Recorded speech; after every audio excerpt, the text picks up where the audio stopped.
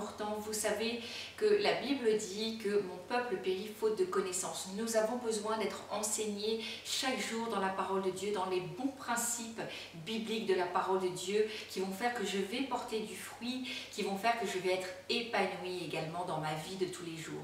Il est écrit dans Jean 10, le voleur, c'est bien sûr le diable, ne vient que pour dérober, égorger et détruire. Et là, j'aime ces trois verbes où nous voyons vraiment, réellement, de façon très concrète, la mission du diable.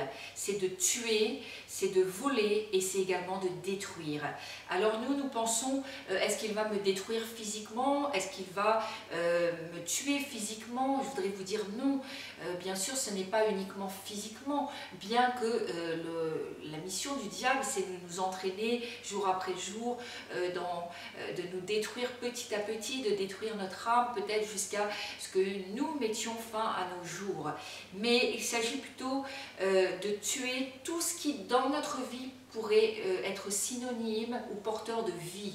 Il cherche à voler notre joie, et ça chaque jour, et je crois que nous devons en prendre conscience. Si ce n'est pas encore le cas, le diable cherchera tous les jours à voler notre joie. Il cherchera également à voler notre paix et il va chercher à nous rendre malheureux. Bien sûr, il va orienter quelquefois notre vision sur tout ce que nous n'avons pas, tout ce que nous avons perdu, tout ce qui peut être douloureux pour nous, au lieu que nous puissions focaliser sur ce que Dieu nous a donné, les bénédictions et la vie que nous pouvons avoir et la joie que nous pouvons réellement avoir. Jésus, lui, a dit: je suis venu afin que mes brebis aient la vie et qu'elles soient dans l'abondance. Nous voyons qu'il y a vraiment le monde des ténèbres, tuer, voler, détruire, et il y a le monde de la vie, et pas simplement la vie, mais la vie en abondance. Et je crois que c'est quelque chose que nous devons lire et relire, parce que ça nous parle de notre vie de tous les jours. Nous devons à chaque moment apprécier le voyage que nous faisons sur cette terre avec le Seigneur. Nous devons apprendre, parce que je crois réellement que ça s'apprend, à nous réjouir de chaque moment de la vie, des circonstances que Dieu met dans nos vies. Nous devons apprendre à nous réjouir comme des enfants. Et nous devons chasser vraiment tout ce qui peut être négatif, cette vision que nous avons de voir les choses peut-être en gris ou en noir. Le diable nous a peut-être fait du mal par le passé, mais aujourd'hui je crois que notre force, c'est de voir la vie de Dieu, c'est de voir toutes les joies et de les vivre, toutes les joies que nous pouvons avoir et que Dieu permet que nous ayons. Nous devons apprécier la vie. S'il arrive que le diable, s'il nous fait perdre notre joie, je crois que nous devons en prendre conscience. Nous n'allons plus avoir de force, parce qu'il est écrit que la joie de l'Éternel, c'est ma force.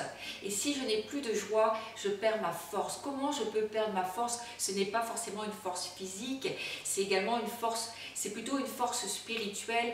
En tous les cas, il va avoir beaucoup plus de facilité à me tromper si j'ai perdu ma joie et si je perds ma force spirituelle. Nous devons lutter pour ces choses, vraiment. Nous devons être combatifs. Et Jacques 4, verset 7 nous dit: soumettez-vous à Dieu, résistez au diable et il fuira loin de vous.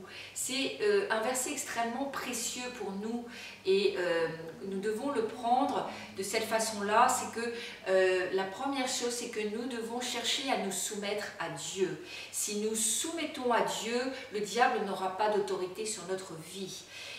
Souvent, nous voulons faire ce que nous cherchons à faire ce que nous aimons, ce que nous voulons, comme nous le voulons, au moment où nous l'entendons, nous le voulons, ce que nous pensons, ce que nous ressentons. Vous voyez toutes ces choses, selon la chair, je dirais. Mais ce verset-là, il nous dit, la première chose que vous devez chercher à faire pour avoir une autorité sur le diable, c'est de vous soumettre à Dieu, c'est de laisser Dieu et la volonté de Dieu vraiment agir. Soyez obéissants à Dieu. Alors que nous sommes obéissants à Dieu dans tous les domaines où le Saint-Esprit va nous le montrer, donc peut-être que Dieu va me montrer un domaine où je ne suis pas obéissant, que je vais, avec l'aide du Saint-Esprit, chercher à régler, et ensuite je vais avoir un petit temps d'accalmie, de pause, et Dieu va me remontrer à nouveau un domaine. En tous les cas, je dois être obéissant dans tous les domaines où je suis conscient de cela.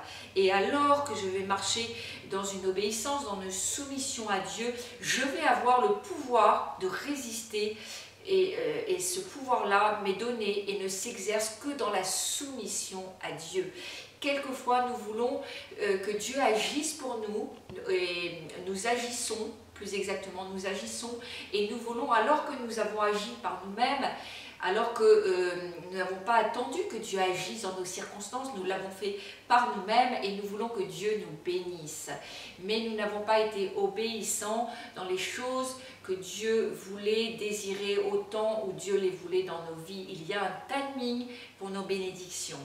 Je crois que Dieu nous a donné réellement une puissance de résistance face au diable, mais nous devons faire ce que Dieu dit que nous devons faire afin d'être bénis. Si nous faisons ce que nous voulons, nous allons être frustrés, nous allons vers un chemin de frustration. C'est comme ça que nous ne pouvons pas obliger les gens à croire en Dieu, et particulièrement nos proches. Nous ne pouvons pas les obliger et les contraindre, nous devons laisser Dieu faire. Nous ne pouvons pas changer quelqu'un, nous devons laisser Dieu faire toutes ces choses. Mais si quelqu'un vient et m'exaspère, je dois me discipliner. Chaque jour, je dois me discipliner et je dois particulièrement discipliner ma langue et ma bouche quand quelqu'un m'exaspère. Je vous bénis et je vous souhaite une excellente journée. À très bientôt.